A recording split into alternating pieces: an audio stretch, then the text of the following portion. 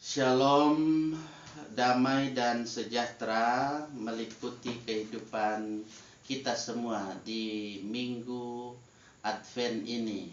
Saat kita melaksanakan pekan keluarga, minggu Advent tahun ini, kita masuk di pekan keluarga hari keempat pada saat ini.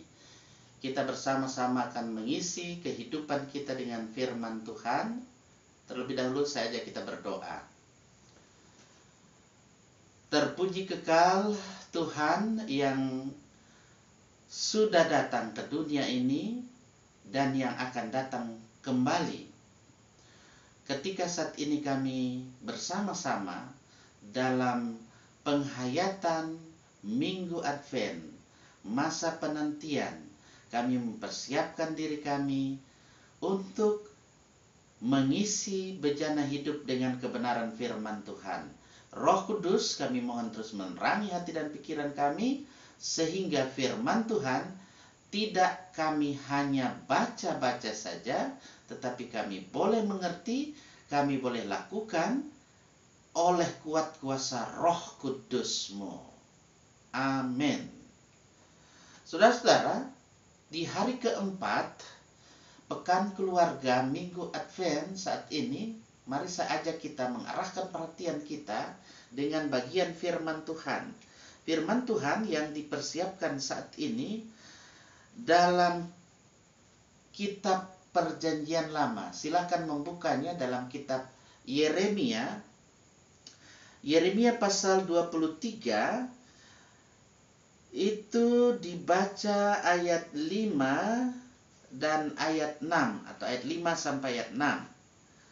Baiklah, marilah kita arahkan perhatian kita pada firman Tuhan pada kesempatan yang baik ini. Yeremia 23 ayat 5 dan 6 berkata seperti ini. Sesungguhnya waktunya akan datang, demikianlah firman Tuhan, bahwa Aku akan menumbuhkan tunas adil bagi Daud. Ia akan memerintah sebagai raja yang bijaksana dan akan melakukan keadilan dan kebenaran di negeri. Ayat 6. Dalam zamannya Yehuda akan dibebaskan dan Israel akan hidup dengan tentram, dan inilah namanya yang diberikan orang kepadanya, Tuhan keadilan kita. Diberkati kita yang selalu mendengar firman Tuhan dan kita mau melakukan dalam kehidupan ini. Hosiana. Keluarga yang saya kasih dalam kasih Tuhan, pada bagian firman Tuhan yang kita baca ini, kita memperhatikan di sini dari Yeremia pasal 22.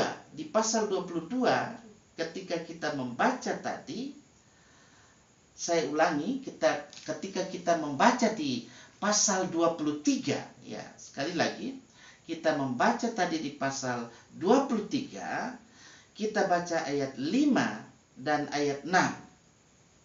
Di situ ada hal yang lebih khusus dinampakkan, yang dibicarakan, yang diperkatakan. Ia akan menumbuhkan seorang keturunan Daud yang namanya menunjukkan fitrahnya. Ya, namanya menunjukkan fitrahnya. Yahweh Sidkenu. Itu Yahweh yang saya katakan di sini, Sidkenu, Tuhan keadilan kita. Nah, itu maksudnya dapat sini. Sekali lagi, di sini kita memperhatikan kebalikan dari keadaan dewasa. Dewasa itulah yang digambarkan. Zedekia. Saudara-saudara mengenal Zedekia dalam Alkitab. Di situ dinyatakan Tuhan adalah keadilanku dalam tanda kutip ya. Ini mempunyai nama yang sama dengan raja yang akan datang itu. Tapi Zedekia diangkat oleh Nebukadnezar dan seorang yang lemah yang tak memiliki ciri-ciri dari seorang raja yang benar. Yang dinyatakan di sini ketika kita menantikan bahwa Tuhan keadilan kita, disitulah dinyatakan Yesus sang Raja Mesianis itu yang dimaksudkan ketika kita memperhatikan bahwa Dia yang adalah seorang raja yang benar. Ya, Yesus raja semesta alam, raja yang benar. Kerajaannya bukan dari dunia. Karena itu dia membawa kebenaran. Kebenaran itulah yang dia nyatakan. Dengan kita perhatikan di situ juga tunas yang tumbuh dari tunggul sebuah pohon yang telah ditebang. Ya. Istilah yang ada ini adalah untuk Mesias yang dijumpai juga kalau kita membuka itu dalam Yeremia. Silahkan baca itu Yeremia pasal 33 14 sampai 16 dan juga Zakaria pasal 3 ayat 8. Kemudian di pasal 6 ayat 12 dari kitab Nabi Yeremia bisa dilihat ayat bandingan dan pasal yang ada di Yesaya pasal 4 ayat 2 dan Yesaya pasal 11 ayat 1. Saudara-saudara yang saya kasih dalam kasih Tuhan, sebagai suatu gelar dalam tanda kutip tunas dimaksudkan di sini untuk menelusuri garis leluhur Mesias. Garis leluhur Mesias manusiawi dan ilahi. Dan dalam penggunaannya yang sebenarnya, mari kita lihat, gelar ini memusatkan perhatian pada segi-segi imaniah dan kerajaan tugas mesianis. Mari kita lihat itu di hunjukan-hunjukan yang ada terkait dengan Mesias ya, atau Mesias yang biasa kita sebut itu.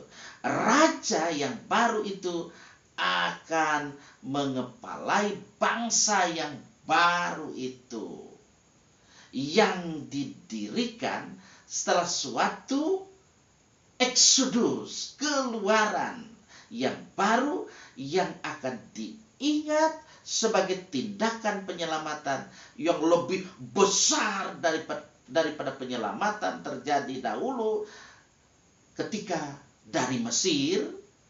Bandingkan itu dengan Zedekia, dia di bawah pemerintahan siapa?